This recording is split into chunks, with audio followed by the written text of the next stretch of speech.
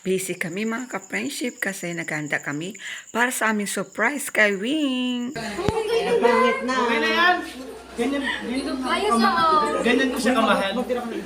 Ganyan ko siya kamahal.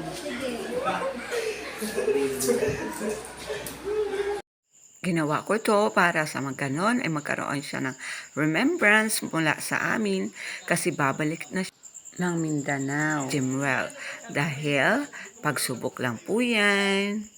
Lahat ng tao dumadaan po sa pagsubok, kaya kailangan lang po ay harapin na may pananampalataya sa ating Diyos Ama para sa ganon magtagumpay tayo.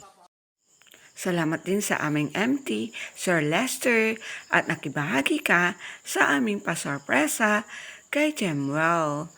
Thank you at siguradong matutuwa siya ito pag nabasa niya ang iyong mensahe.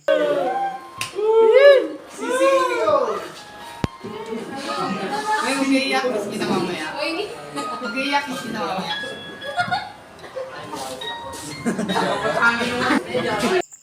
Hindi ko alam kung saan ba naiiyak si Jemwell. Sa sorpresa ba na inanda namin o sa sorpresang ibinigay na mahusay ng kanyang nakukulit na kaklase. Ito po yung napatak dun, boy.